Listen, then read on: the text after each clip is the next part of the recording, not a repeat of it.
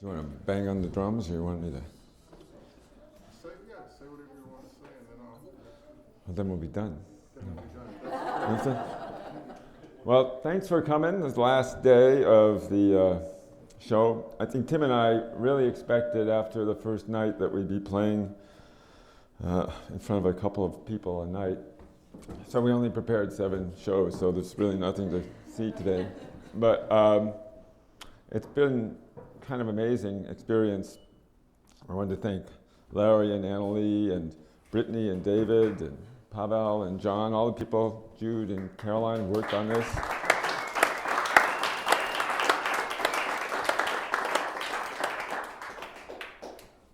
mean, it's been kind of an incredible experience to get almost all the stories out of my head and almost all the drums out of Tim's studio in one place to see what would happen. And now we know, and we don't have to do it again. But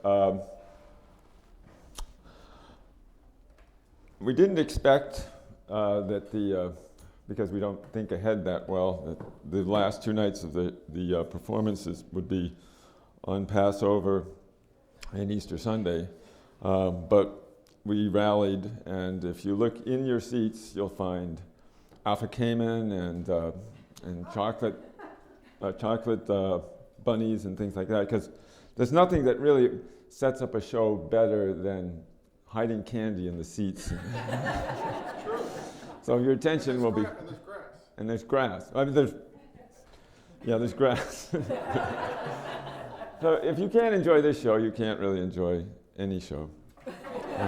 Although that's up to us, I guess. So I guess that's enough said.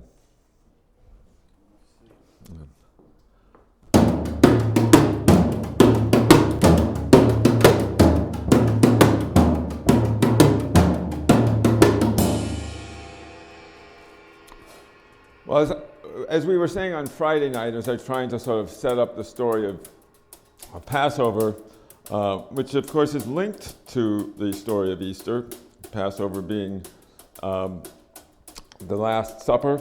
I guess it was a Thursday that year, and the crucifixion on Good Friday, which we Jews don't understand at all, and then Sunday, Christmas is the resurrection. What did I say? Easter? Christmas? See, I'm not in my comfort zone here. I know it has something to do with birth or rebirth or death. It's all about this big cycle. After Christmas, long after Christmas, and Jesus is off the cross. He's in the cave. He's told everybody he's going to come back, and then Mary and some other friend go to the cave with some wine and some spice to sort of rub down the body, and they're arguing about who's going to have to roll the rock away from the front of the cave. And then there's this guy sitting on the rock, and it's already rolled away, and he may or may not have had wings, but he said, I rolled the rock away. Jesus got up and left, and that's basically where the whole story sort of starts to get legs.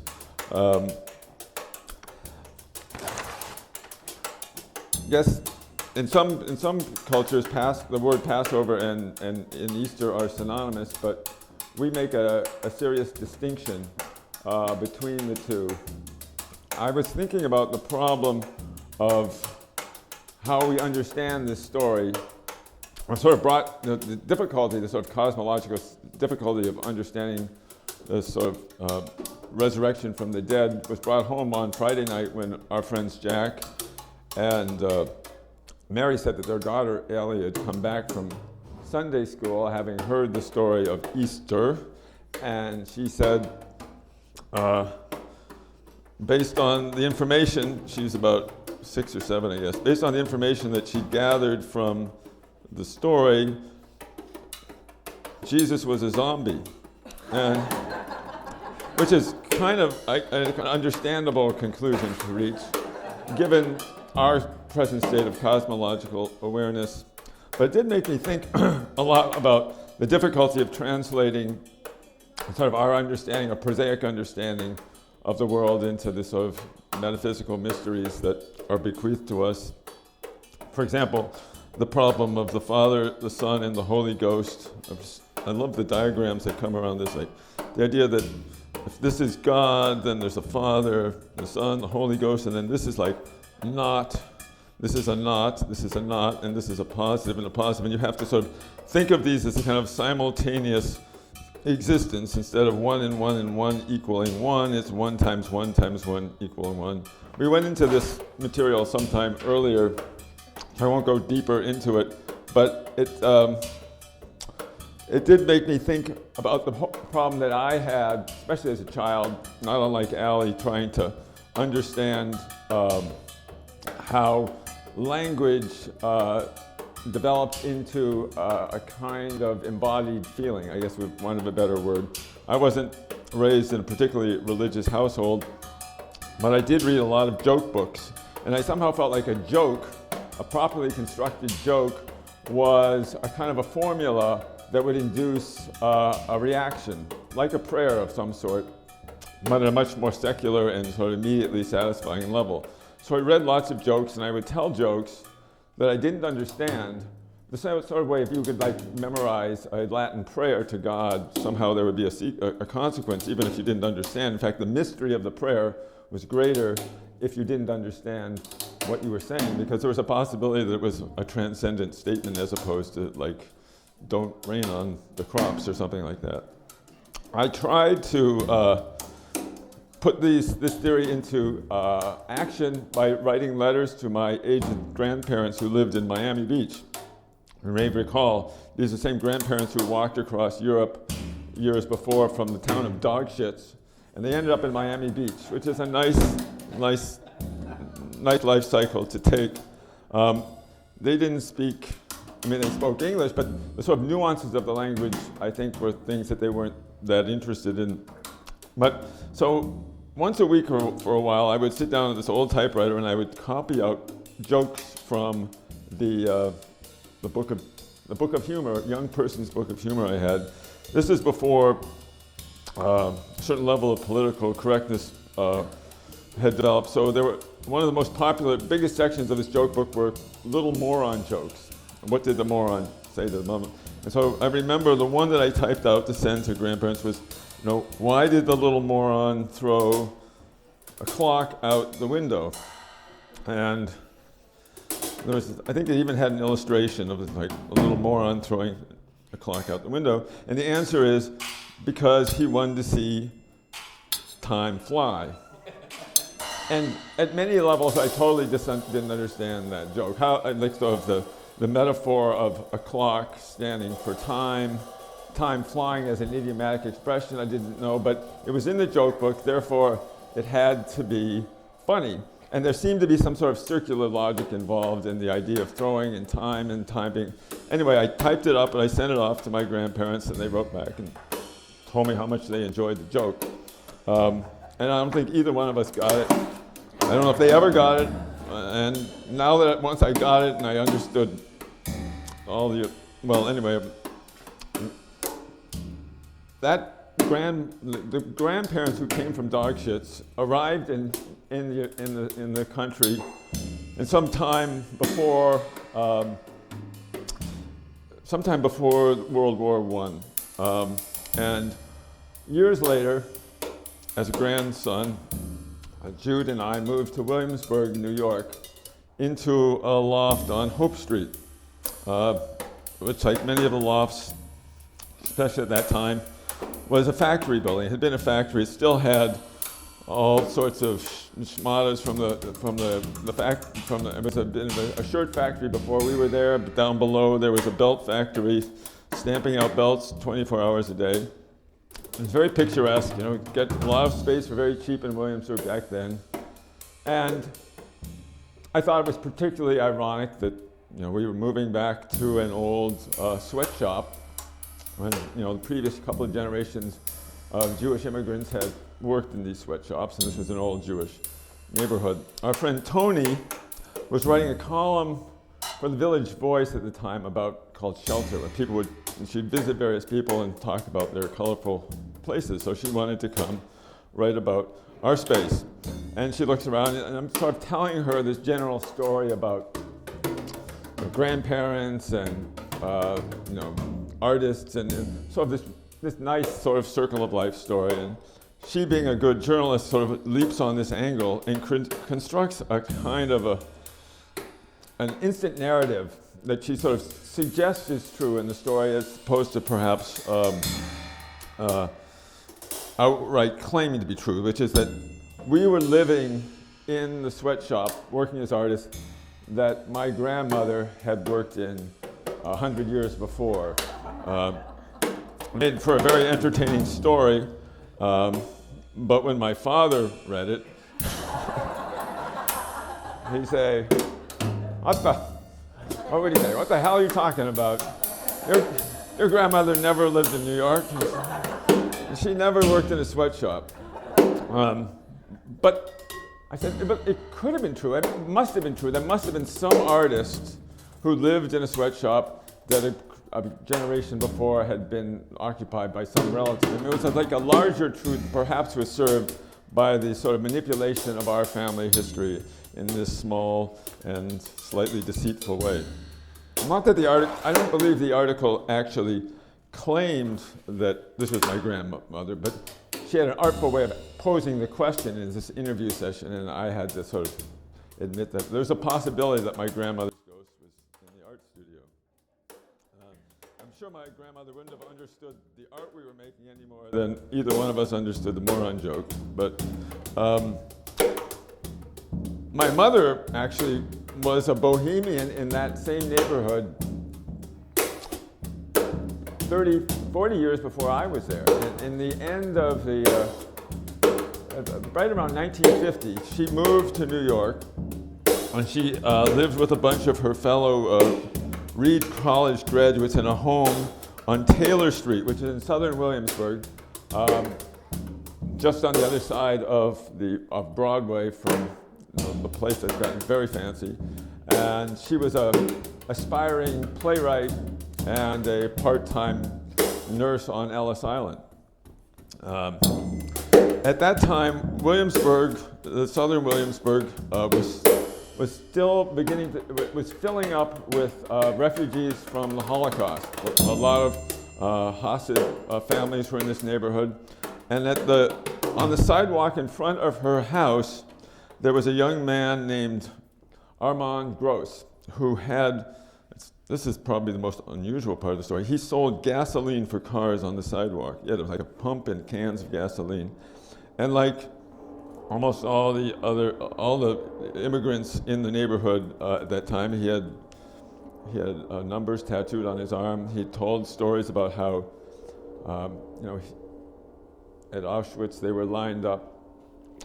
Actually, I don't know which camp it was at, but he was on one side of a fence, and his father was on the other, and when the guards weren't looking, his father waved him across the yard to join the line of people who weren't exterminated, and that's how he got through the war. But he was mostly interested in hearing their stories about the world outside of this very closeted universe that the Hasids lived in, surrounded by their rabbi. His rabbi was Rabbi Schneerson, who went on to become he was, for them, already an all-powerful leader, and later became a sort of embodiment of their Messiah. But his entire life was supposed to be focused on what the rabbi said, and to even ask these two young Jewish but highly secular women what their lives were like was a great transgression, he felt, on his part. But he wanted to hear more of these stories, and they would tell stories, and he said, no, he could talk to them until he got married, and then after he got married, there could be no further contact between them. And eventually, within a few months he was married, he invited them both to his wedding, and they sat up in the balcony or wherever, and they watched all the men dancing with each other below, and then that was the last they ever saw of Armand. But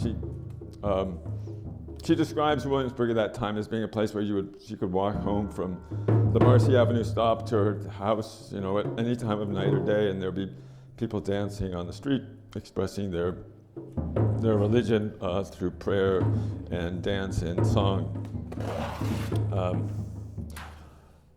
Williamsburg, at the time that I was living there, was in this transition. I remember the first weekend I was there, I went to a bar. It's still, on one of the few bars, it's still quite similar to the way it was back then, called, I think it's Chesterfield.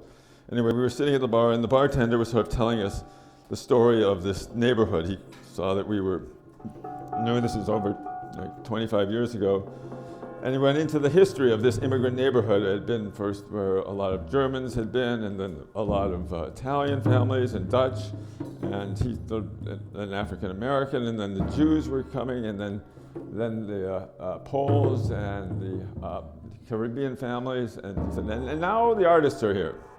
And you're just another group, and you'll be here for a while, and then when you make it big, you'll move to Larchmont or wherever everybody else goes, and we'll still be here, but it's good that you're here because that's how neighborhoods work. And we thought, oh boy. I mean, even back then we thought, no, this going to be a slightly different immigrant population than what you're expecting. But I don't think we understood quite what a huge sea change was about to take place. But eventually it caught up to us, and our own time in Williamsburg came to an end, not because we could move to Larchmont, but because we could no longer afford to live in Williamsburg. And so we started sort of foraging out, as everybody did, looking for places in Greenpoint, and then moving out the L. I mean, at this time, we looked around here when the building across the street was still being developed by our friend Rob, and we, on the great lack of foresight, didn't agree to buy into the buildings he was developing here. And we moved farther and farther out until finally Jude saw an advertisement in the New York Times for a religious building for sale, which we probably, well, we went out, there's 9 stops out, and there was this, sure enough, this building said Agudas Israel, and it was sort of falling apart, but when we went inside, the sort of irrational part of both of our minds sort of immediately clicked. It was like this, it was a huge building. It had stained glass windows on either side. It had chandeliers in the middle. It had, the pews filling up the front, and had a little beam on the back here, and where you could pray, and it was selling for like less than an apartment in Williamsburg Road. And we stole a little bit of the wall. It looked like it was growing grass, just to make sure it wasn't all asbestos, and it turned out it was cardboard. It wasn't the richest shul in the world, but it was big, and we thought it was finally a building that we could afford, and we would sort of camp out here. We were safe from all the waves of gentrification, and we would see what would happen. The people who were selling the building, the congregation, there's not very many people left. Clearly the building had been neglected for about 25 years. They had been meeting in the basement because a minyan, the 10 men that you need to have a service, couldn't possibly fill up the big space above. And a rabbi or a man who claimed to be a rabbi, was walking from Crown Heights every Saturday and holding services, and that was the rub. They said, well, we can sell you the building, but we have a bit of a lawsuit going on with the rabbi who claims it's his building. Every time any religious building is sold, you have a fight of some kind. And the rabbi said that it was his building. It was a working synagogue, and they couldn't sell it. And we were sort of a party to this, and we signed an agreement that we would rent this building out to the rabbi for a year, and he could continue to hold services, so to sort of show our good faith that we weren't there to flip it and turn it into a high-rise or something. And they were sure that this was not going to last, that the rabbi didn't really want any money. But so we agreed, and we'd met a few of there's a man named Ernie Potarker. He's the only living member of the congregation who still lived within walking distance. And he began telling us stories about this neighborhood that had never been a compellingly Jewish neighborhood, There just were a lot of merchants on Marcy Avenue who shopped there, and he'd had a little shop there. And he immediately began telling stories about the time, the greatest drama in the history of this synagogue, which is around World War II.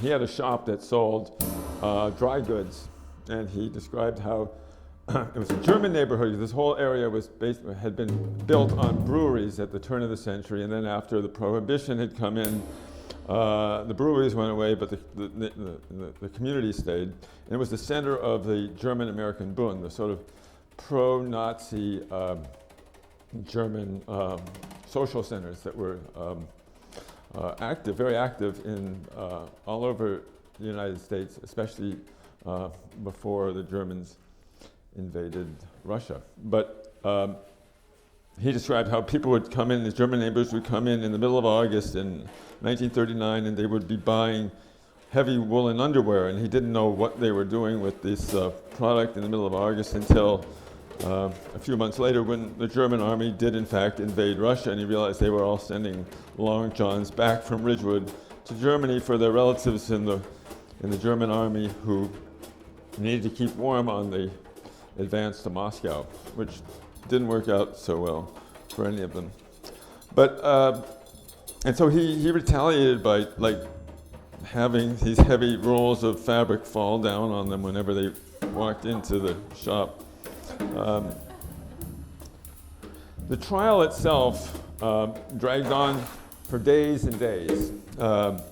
We were not a party to the trial. The suit was brought by the little rabbi and his lawyer against the board of directors. And I talked a little bit about this a few shows ago, and I apologize if this gets redundant. Basically, most of these stories, a lot of you have heard, because if you've ever sat down, I've probably tried to tell you the story because it seems like it's the most interesting thing I can say, and so I say it over and over again, like any crank. But in any case, the trial was quite a remarkable event. There was a presiding judge who had a little white mustache and a bald head. He looked. Want me to draw you out since you already did this? Okay, you draw me out.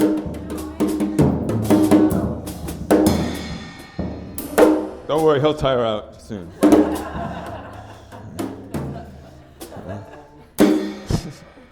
So he sat at this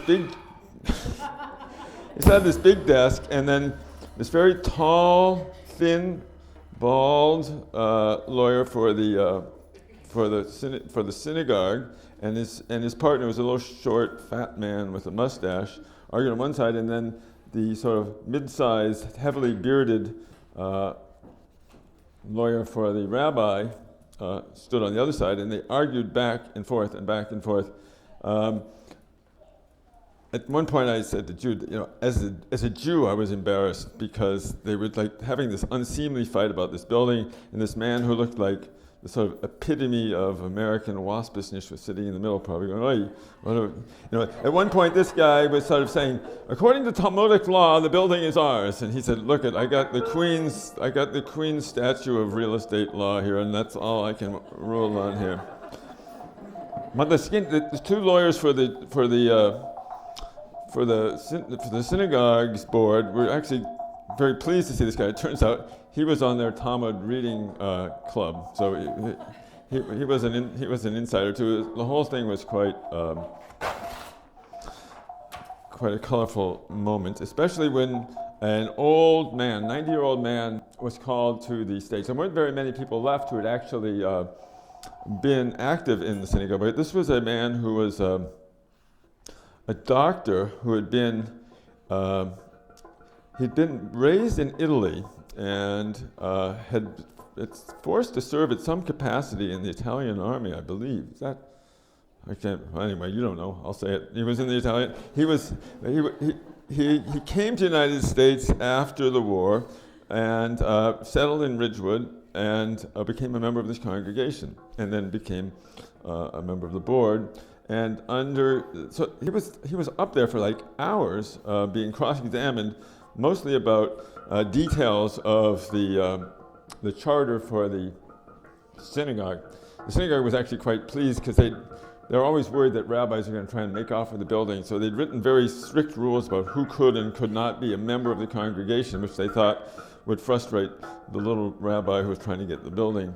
But anyway, at the end of the hours of conflict, they decide the lawyer for the Lubavitcher rabbi decided to try another tact, which was basically, since the little plutocrat judge could decide any way he wanted, he just needed to find some reason to make it seem as though there was a plausible reason not to turn this synagogue over to whatever new purpose it was going to be put to. So he said, you know what's going to happen to this building if it's sold? And the doctor said, yeah, I hear it's going to be sold to some artists.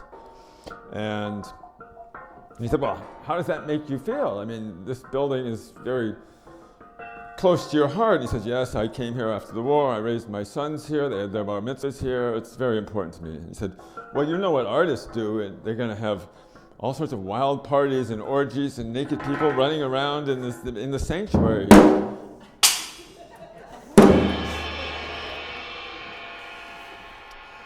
that sound like a wild party? That's about, yes, it was very much, yeah. Well, the old man said, it's a building. It's just a building. He said, anybody, you can have a shul anywhere. And at that moment, we realized that, the judge sort of laughed and said, it's true. It's like, it's just a building. But they weren't done yet. They called me to the stand. And because, they thought they could crack me. And they put me up there instead of Jude because I'm Jewish and she's like the epitome of a shiksa. And they thought maybe this will we'll look like we're more likely to be sympathetic to the traditions that we're usurping if a Jew is there somehow. So I get up there. I'm feeling pretty thrilled about this moment. I mean, how many artists get to go on trial in a synagogue and be sort of cross-examined by a man with a long beard? So I get up there and I'm sworn in, and then the first thing he says is, Mr. Freedman. He drops the D, which is a very important thing to do. And in my family, it certainly happened. You drop the D and you sound less Jewish, and you try to pass as Freeman instead of Friedman. And so he says, Mr. Freeman, and I say Friedman, and he says, so are you Jewish? And I'd been prepared by the lawyers not to answer any question for the count of 1, 1,000, 2, 1,000, 3, 1,000. So I wouldn't say anything stupid and jeopardize the case. So he says, you're Jewish? And I go. So I figured it was safe to say, yes, I'm Jewish. And at which point the judge blows his top and says, you can't ask a man his religion in an American court. The religion has nothing to do with anything. And then he turns to the judge, the lawyers, and says, why didn't you object? You're supposed to object when somebody asks a question like that. And they said, well, we couldn't hear him. And so he turns to me and says, speak up so people can hear.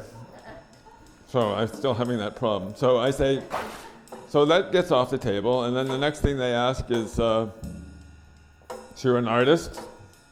I say, yes. And he goes, so do you make naked people? And so I'm counting one, but this time they leap up. They go, we object. You can't ask a man if he makes naked people. And the judge says, sustained. And he says, and then he turns to the lawyer and he starts to lecture him on this point of law. And he says, what they do in the synagogue is no business of yours. They're artists. Their job is not to make you happy. Their job is to explore the world as they see it. They could make naked people. They could make generals on horseback. They could even run an escort service. Now, I don't know why he threw that in.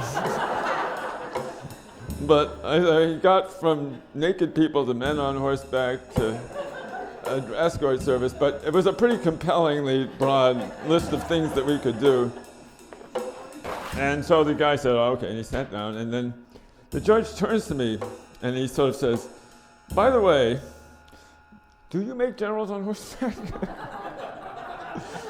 And it was kind of a stunning question. I could honestly say, yes, I do. Because I had actually made a general, but of course, being a contemporary artist, I'd made an ironic general on horseback.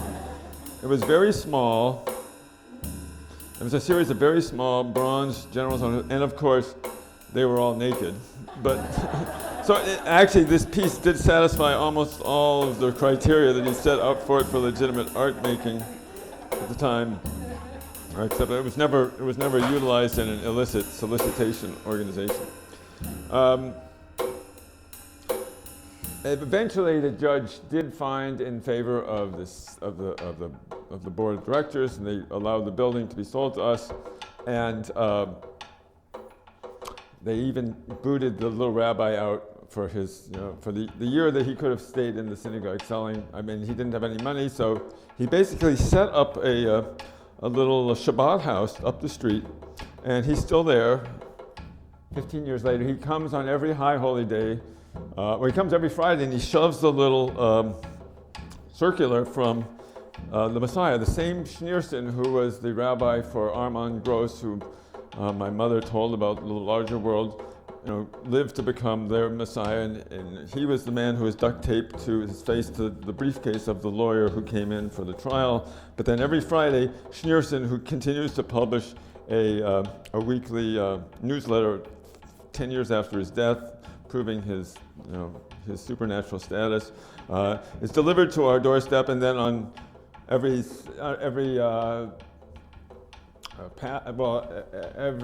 Hanukkah we get a new menorah, and every Passover he brings matzah. So the matzah that you're sitting on, along with the delicious chocolate treats, comes indirectly from the Messiah Schneerson through our synagogue to you.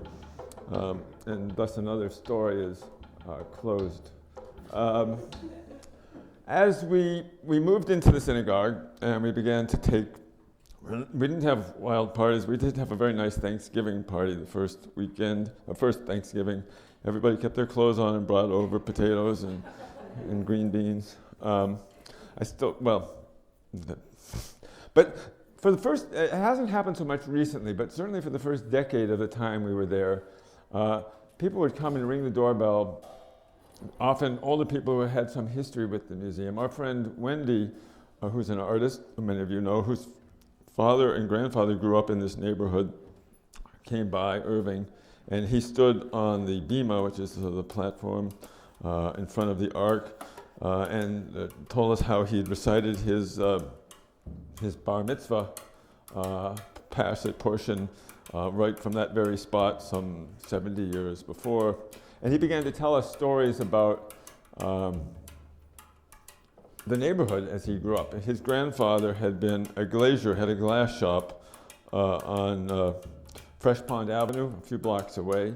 And it was true around in the late 30s and early 40s, there would be these rallies, these pro-Nazi rallies, and he remembered standing across the street from his father's glass shop, and the speaker was standing in front of it, telling the crowd that was cheering that someday they would hang Moshe Hirschberg, I don't know if that was his name, from this lamppost. And in fact, they were going to hang him in effigy that night. And so there were another woman, Gloria Green, came by with our friend Richard, and she'd been a school teacher in the synagogue in the 50s, and she had more stories to tell. And in fact, the two men came somewhat later to look around, and they had a third brother who was couldn't come. I think he'd been in the Vietnam War, and there seemed to be some story about the damage done to him in the war. But they were very. One was an architect, and I can't remember what the other was. And I remember we were up on the women's balcony, and I was sort of looking out over the space that had once been the sanctuary was now filled with our artwork, telling various stories. And we began telling the story of the old doctor who had said, "It's a building." And before we could get halfway through, they said, "Oh, that's our father." They were the boys who had been but there wasn't much more to that story. But it's true. Also, from the same balcony, Alona's dog jumped from the balcony. But where are you? That's the dog, the flying dog. So Alona came with Look, that's the only dog I know that survived the leap from a woman's balcony and would not have survived. I mean, you can see this is not the sturdiest dog in the world, but he managed to land in the middle of all the sharp pointed things in the studio on a small bag of styrofoam. And you let out such a shriek. I don't think any 25 feet straight down. I've never seen a dog move so fast to get off a synagogue balcony. She was fine. A little scratch.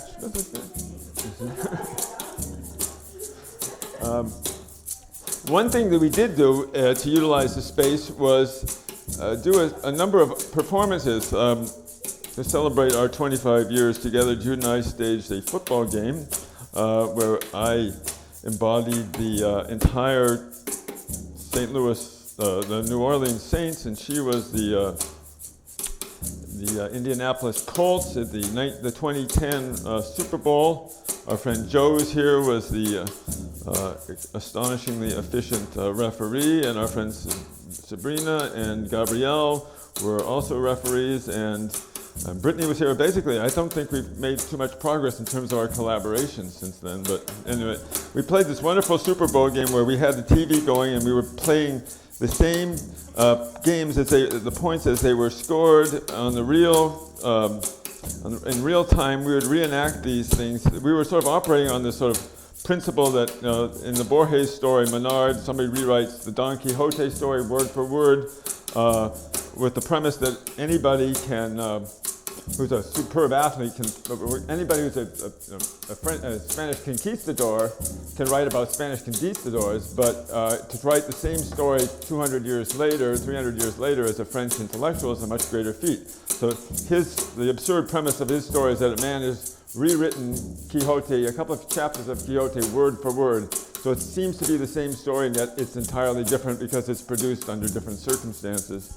So we thought that we could make a much more interesting football game as middle-aged artists than the actually highly trained athletes could do playing the exact same game.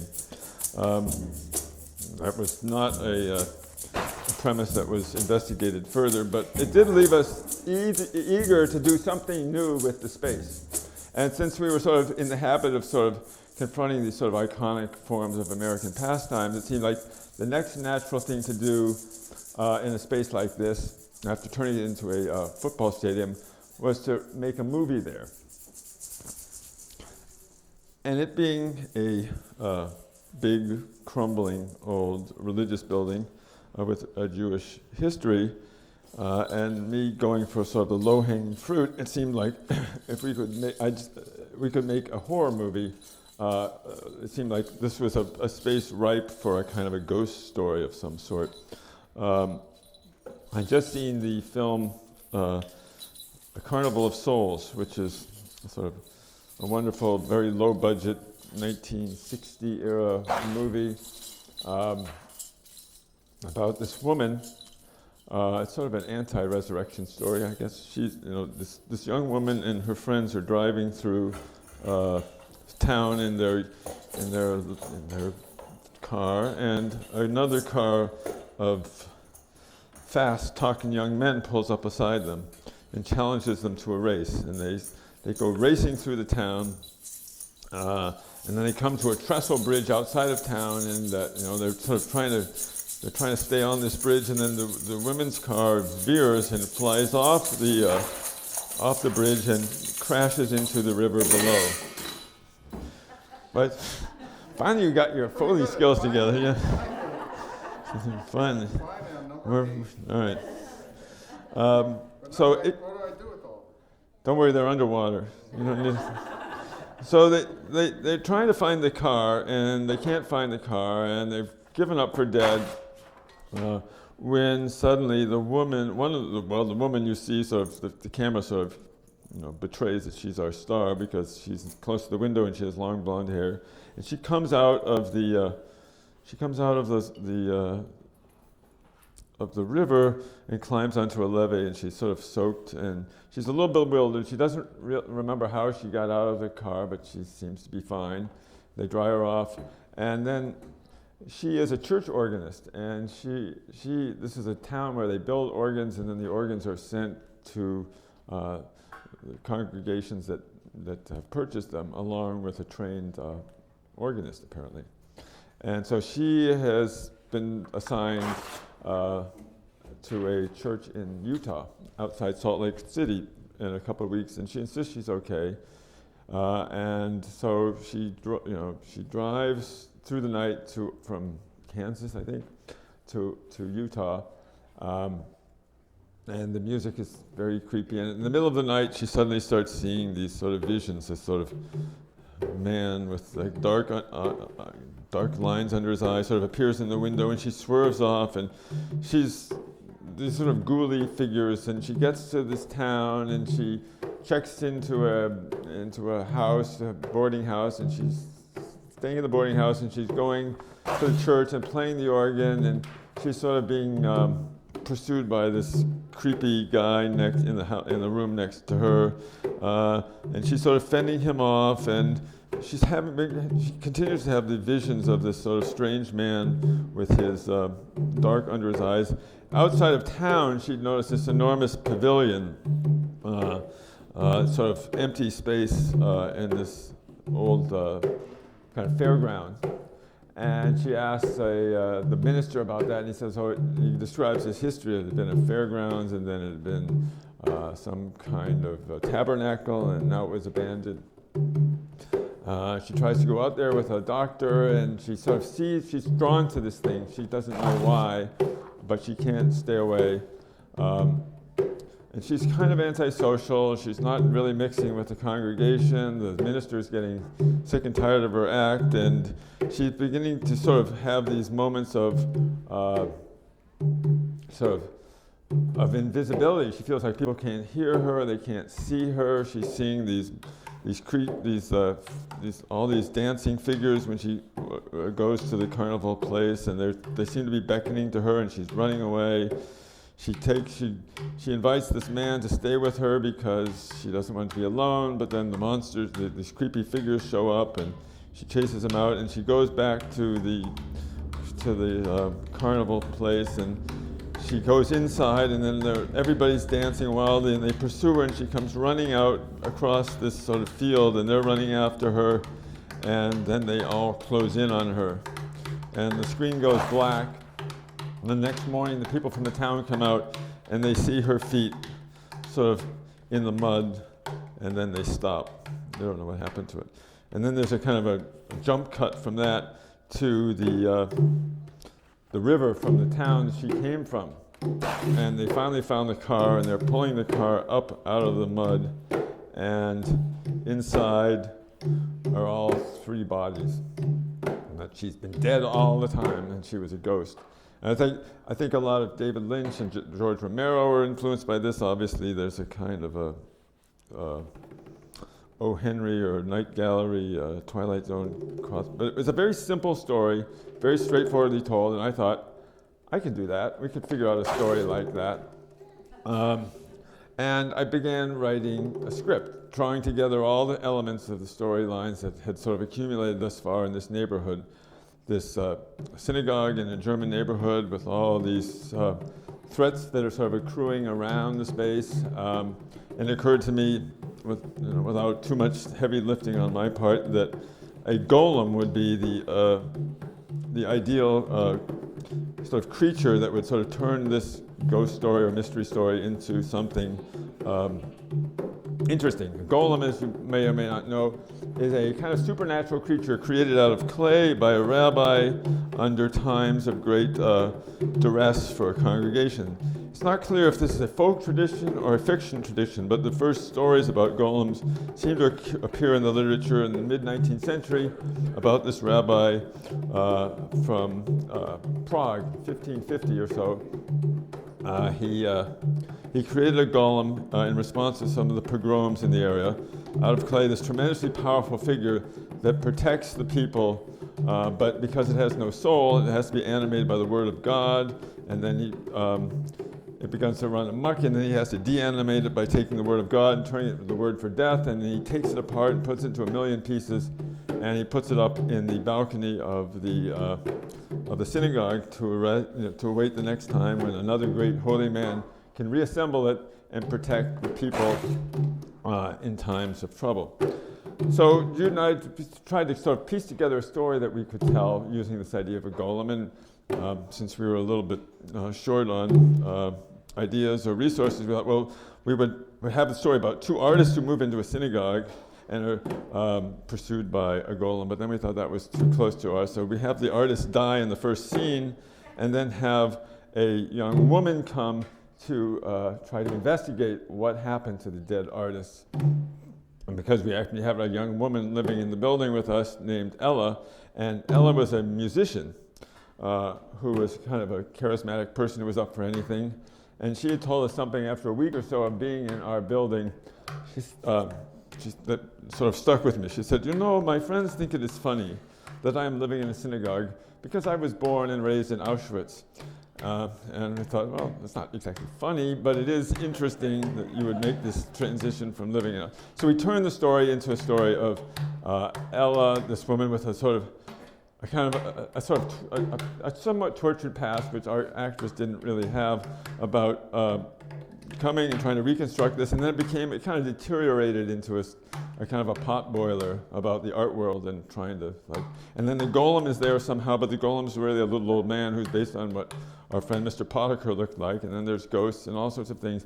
And I was accumulating all this stuff, and I wrote this story, and I wrote it again, but I realized I probably was never going to be able to make a movie out of this because I lacked the organizational skills to actually make a story, but I could make the props, so I began making props. The helmet I decided it would be too much trouble to actually make a golem, but I could make a golem that was sort of in armor of some kind, and then I could have anybody wear the armor, and besides I could make armor more effectively than I could make a full rubber suit for my golem, so I made that, and then I made a sword, and then I made a glove out of iron, because I'd just been reading about this very interesting character, this man named Gotz von Berlichingen, who was a 16th century German mercenary knight who had lost his hand in combat at about 20, but he'd had this sort of state-of-the-art prosthetic hand made for himself that was sort of articulated,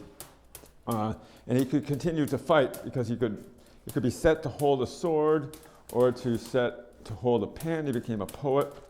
I'm going to try to draw a kind of MC Eschery. So you could, let's see, this is, it's very, well, it's not me working, it's the spirit of, Von Berlichingen was a very interesting character. Despite his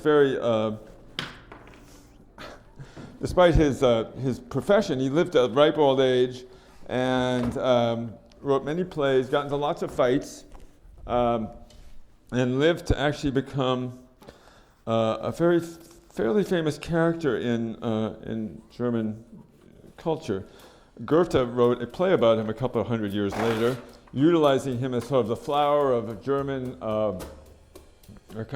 knighthood or manliness, and gives him a kind of a heroic death, even though he actually lived to be about 80. There's a famous scene, the high point of this, it was really a pot boiler. Apparently this play was like a big hit. It was full of knife battles and fights, but it's almost unstageable because it takes so many characters, so many scene changes. But at one point, he's sort of in a town that's surrounded by a bunch of enemies, and they were calling him to retire or resist or somehow to concede to them, and he says, I have great respect for the bishop outside town, but as for the general, he can kiss my ass, or lick my arse, is what he said, which became a kind of catchword, like, I'll be back 300 years later. Everybody was saying, kiss my ass, kiss my ass.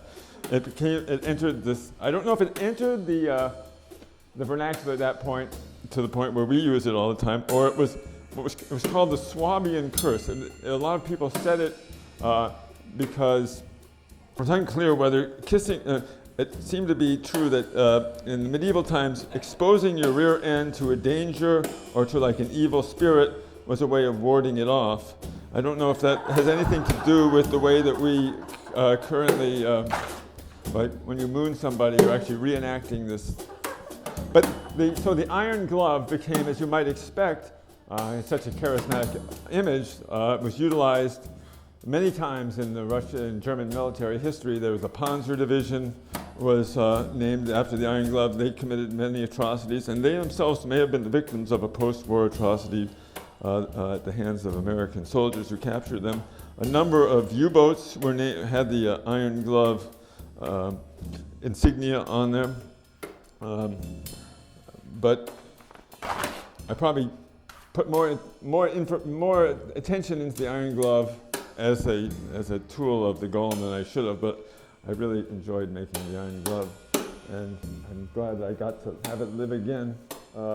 But the play really wasn't going anywhere, but I'd accumulated all of these props for it when another friend of ours, Fred Valentine, who has a gallery, studio and a gallery nearby in Ridgewood, asked if I would be interested in doing a show in his space.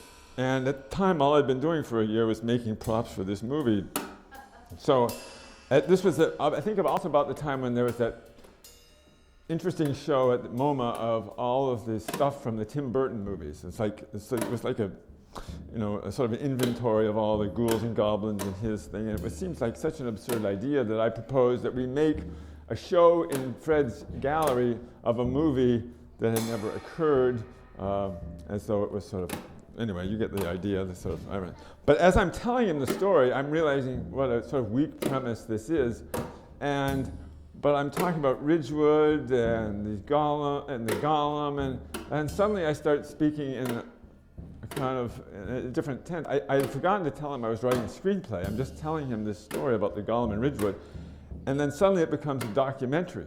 And I'm saying, well, there was, in fact, in about 1940, and begin to pull all these stories together, that the members of the congregation, in response to all of these very real provocations from their neighborhoods, decided that they would build a golem to protect themselves. And it seemed like an interesting sort of anachronism that, not in Prague in 1550, but in Queens in 1940, people were interested in a golem to protect themselves from their enemies. But this being the United States in 20th century, instead of supernatural aspirations, they just thought, well, we'll use all this armor and we'll put the guy in it, he'll walk around, and there will be a sufficient amount of intimidation that will go on. And it was sort of like the anecdote was more interesting than the story. And then I said, and in fact, there's some Super 8 film that still remains of this golem that was made by a young boy. And Fred goes, I hope you're not pulling my leg, because this is a very good story.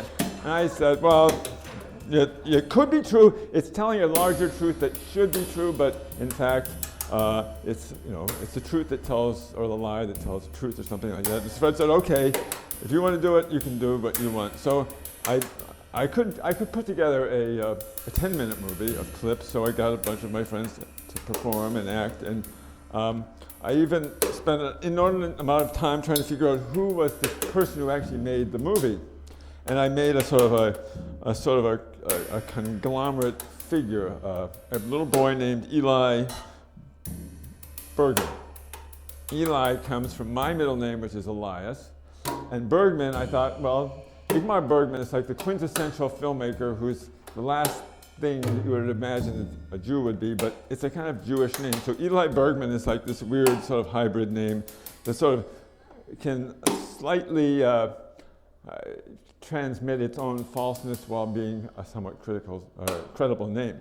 So we put this all together. I make this installation that sort of centers around the short film of this golem walking out of our building using this beautiful old black and white Super 8 film that supposedly the boy had gotten from his father, who had just gotten it from Kodak, where they just developed it. And I sort of made all these stories sort of weave together. And then as the story began to sort of take shape, and I wanted to make an installation around the movie, more columns, monsters began to sort of appear, not just the golem, but this Blemier, which are, you have the Blemiers, right?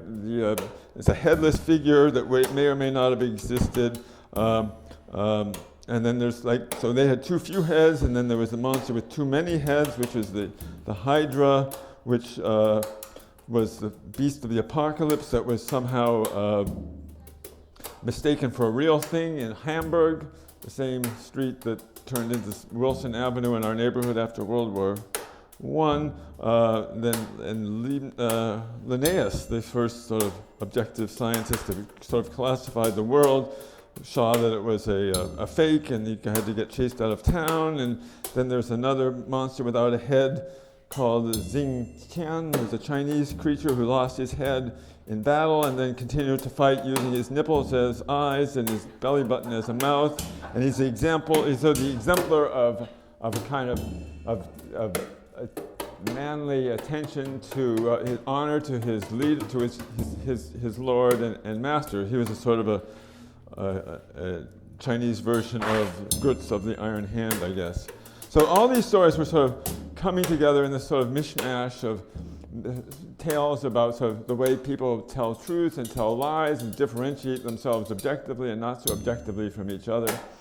And we put on the show, and the artists came. The artists had one reaction, but then there were also people from the neighborhood who came out because it was in the Ridgewood Times at various places. And I began to get very interesting responses. One of the first was from Gloria Green, the woman who had come out and told us a story about working at the synagogue as a teacher. And she said, we'd also sort of gone into more specific detail. There was a man called, I think, Karl Ludwig, who had run, a real man who had run a Nazi spy ring out of Ridgewood for a while that had been extremely ineffective, and they'd all managed to get themselves hit by taxi cabs in Times Square before they could do any trouble, and spent the rest they actually did this before the war, so they didn't have to get executed. They spent the rest of the war in jail. So she said, this is a very interesting story, except you left out the submarines. Yeah, I had the same reaction, like, tell me about the submarines. I didn't know about and she said, well, she had lived on Fresh Pond Avenue in this boarding house, and on the top floor had been a very attractive young German couple, which she didn't like because they objected to her practicing the piano at all times of night and day. And she went on to be a professional musician, but that's neither here nor there. There was a story that appeared in the papers, I think in 1942, that a submarine had been spotted, a U-boat had been spotted off of Long Island, Amagansett, I think. And immediately after, the FBI had showed up and hauled these two spies away because they'd been on the roof while they were objecting to her practicing the piano. They'd been sending signals out to this U-boat to guide it into shore. At least that was how she remembered the story. But it was such an interesting story, I looked it up, and in fact, it's all quite true. It was something called Operation Pistorius. And it involved having these German, well, they were mostly civilians, but they'd all lived in the United States, so they spoke somewhat vernacular English. The idea was they would come here, infiltrate into the system, and spread out and sort of wreck the mayhem all over the United States. This was not such a far-fetched idea. In World War I, there had actually been a number of acts of sabotage in the Brooklyn Navy Yard and in Philadelphia, I think, as well. Pistorius is an odd name for the admiral who was running the program to pick, because Pistorius was, in fact, a German civilian who had been hired in the 17th century to start the first German settlement in the United States outside Philadelphia, what's now called Germantown. And he was actually a very eccentric but impressive character, wrote a huge treatise on beekeeping. And I think 1689 had been co-signer with a number of his Quaker neighbors of the first written document in the New World denouncing slavery. So he was certainly an odd person for the Nazis to pick as the eponym for their spy mission. Although the admiral who ran the spy mission turned out didn't make it through the war because he actually became involved in a plot to kill Hitler and was executed himself. So it was a kind of a mishmash mission. They did, in fact, get to Long Island. The submarine was sighted. And then the boat was a little rubber boat paddled to shore, and these 4 men got off, and they had money, and they had bombs, and they had all sorts of spy gizmo, like disappearing ink and things like that. There was another boat that had landed off of Florida about a few days later, and they were doing the same thing. The idea was they would reconnoiter at some point in New York, and then they would spread out. They were supposed to bomb bridges, the Hellgate Bridge, go to ball bearing factories, and also to sack any Jewish business that they could find. They were supposed to blow up.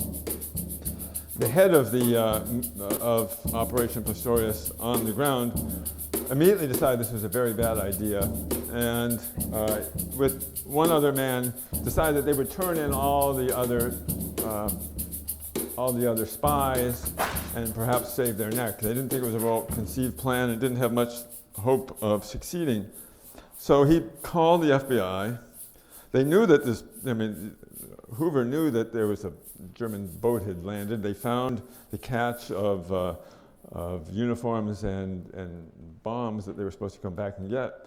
But they probably were getting lots of people tipping off that they knew where the spies were. So nobody believed him. He kept calling and saying, "I'm the German spy who's coming to blow up America."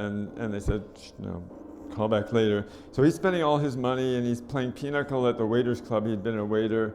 And he's getting more and more worried that something's going to have to happen soon. The other spies are spreading out. One's gone back to New York, to Chicago to see his girlfriend, actually enlist in the U.S. Army. They're not really, they're kind of a gang that can't shoot straight. But he finally goes down to Washington, D.C. He's determined to see Hoover himself.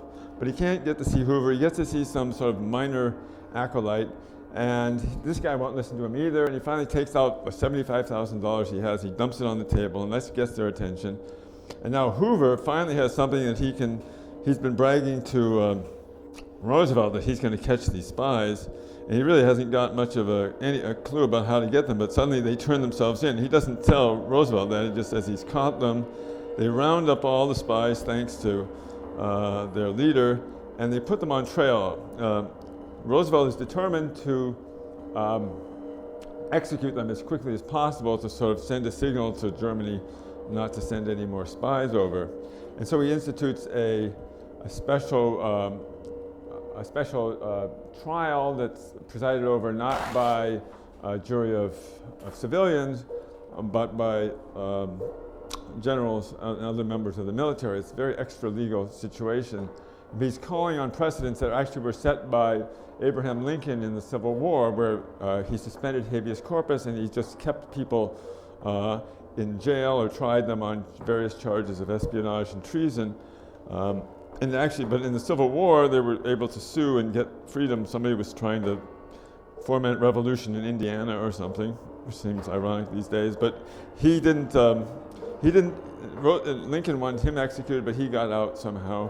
But these 9 spies who were arrested in 1940 weren't so lucky. They were sort of pushed through a show trial. It was highly publicized and executed within a couple of weeks of their being captured. It did seem to have a chilling effect on the spy activity from Germany for the rest of the war. There were only a few other spies who came over. But there is a faint echo of that story in after 2000 when 9/11 induced the second President Bush to try to round up as many non-combatants as he could find and send them to Guantanamo. They used the same law that Roosevelt had rewritten from the Lincoln law to justify that activity. So it was an interesting story that sort of had its sort of fingers in this history of Ridgewood and submarines. So that's what she was talking about. And the other thing that people said, which was even odder, so odd that it didn't even register on me the first few times I heard it, is they said, well, this whole story is very interesting about the golem and all that, but what's really surprising to hear is that Elias Bergman was a filmmaker. And the first time they said that, I thought, I didn't even know what they were talking about because the character wasn't that important, but it kept coming up. Somebody from the Chamber of Commerce called, Gloria Green mentions it, a number of people mentioned that Elias Bergman was in fact a member of the congregation. And then they started telling me the stories about who he was. He wasn't just anybody. He was on the executive board of directors. He was sort of a big mensch. He had a haberdashery store up Myrtle Avenue, a few blocks from the synagogue. And he used to come down when the rabbi wasn't feeling well, and he'd conduct services because he was a very erudite man himself. And his building is still there. It's now a Carvel's ice cream store. And his wife was, had wonderful blonde hair, and he had the most beautiful daughter who was very learned and dated Gloria Greene's cousin. And I became sort of obsessed with this character. This man who I had every reason to expect I had invented turned out to also be a real member of the congregation. I looked up all the Elias Bergmans I could find, and there were some old guys living in Florida and up in Nova Scotia, and I didn't really want to know any more about them. The idea that they might exist was kind of extraordinary to me. But it didn't really sink home until among the various things that were left behind from this congregation when they moved out was a whole bunch of these books that were published yearly, apparently, for 50 years or so. It's like the anniversary souvenir. It's like a yearbook. There'd be in the front there are pictures of like the rabbi and the chairman of the board, and then inside are all the ads that are taken out by merchants who want to be sort of remembered as leaders of the congregation. And then in the very back, there's lots of advertisements for hotels in Miami Beach, because this is where everybody went, which is kind of interesting because, of course, when I was writing my letters to my grandmother down in Miami Beach, we would go down there, and it's like the whole place was just filled with like these old Jews who'd made their journey from dog shits to Miami and were sort of living out their sunset years. And I didn't go back after my grandparents' passed away till the Basel Miami Art Fair grew up, and then these same hotels are now down there, and they're all covered with neon lights and ironic pastel cultures, and all I can see is the ghosts of the old Jews walking around there. But in any case, at the very front of the magazine, of the journal, there is this congregation of Isaiah Agudas Israel, Ridgewood, and there's the president, the vice president, the board of trustees, all the members of the boards of the congregation. There's Gloria Greene, her brother, who taught the Hebrew school. And there on the executive board, at the very top, is Elias Bergman. He did exist, and when I saw that, as Caroline said, the hair on the back, it said, this ghost who I'd invented had come back to haunt me again. Thank you.